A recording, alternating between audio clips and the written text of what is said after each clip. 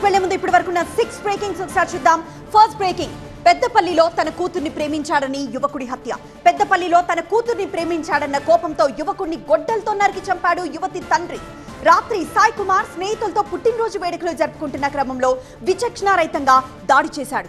ఇక second breaking, సంగారెడ్డిలో నుండి అందుతుంది. సంగారెడ్డిలో ముగ్గురు పిల్లల మృతి అనేక అనుమానాలకు తావిస్తోంది. రాత్రి పెరుగన్నం తినిపించి పడుకోబెట్టింది తల్లి. రాత్రి డ్యూటీకి వెళ్ళొచ్చిన తండ్రి వచ్చి చూసేసరికి ముగ్గురు చిన్నారులు విగతి జీవులై కనిపించారు.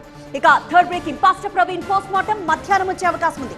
పాస్టర్ ప్రవీణ్ పగడాల పోస్ట్ మార్టం రిపోర్ట్ మధ్యాహ్నానికి వచ్చే అవకాశం ఉంది. పాస్టర్ మృతిపై సందేహాలు వ్యక్తం చేస్తున్నారు క్రైస్తవులు. ఎవరో చంపేసి ఉంటారని ఆరోపిస్తున్నారు.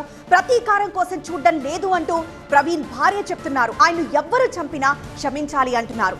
ఇక ఫోర్త్ బ్రేకింగ్, ఇవాళ విచారణ కమిటీ ముందుకు జస్టిస్ వర్మ. నేడు విచారణ కమిటీ ముందుకు హాజరు కాబోతున్నారు జస్టిస్ యశ్వంత్ వర్మ.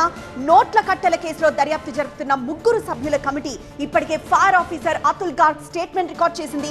మరోవైపు జస్టిస్ వర్మపై ఎఫ్ఐఆర్ నమోదు చేయాలని దాఖలైన పిటిషన్ పై సుప్రీంకోర్టు ఇవాళ విచారణ జరపనుంది. ఇక ఫిఫ్త్ బ్రేకింగ్, వక్ఫ్ బోర్డు సవరణకు వ్యతిరేకంగా ముస్లింలు నిరసన తెలుపుతున్నారు. దేశవ్యాప్తంగా నల్ల బ్యాడ్జీలు ధరించి నమాజ్ కు వెళ్లాలని ముస్లిం పర్సనల్ లా బోర్డు పిలుపునిచ్చింది. మరోవైపు హైదరాబాద్ పాత బస్తీలో ఎంఐఎం సభ నేపథ్యంలో పోలీసులు భద్రతను పెంచారు. ఇక sixth breaking, TV9 what India thinks today ఈ రోజు జరగబోతోంది. ఆ కాంక్లేవ్ కి ప్రధాని మోదీ హాజరు కానున్నారు.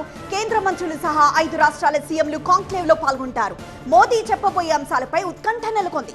My home group chairman Rameshwar Rao, vice chairman Ramu Rao ప్రధాని మోదీని సత్కరిస్తారు.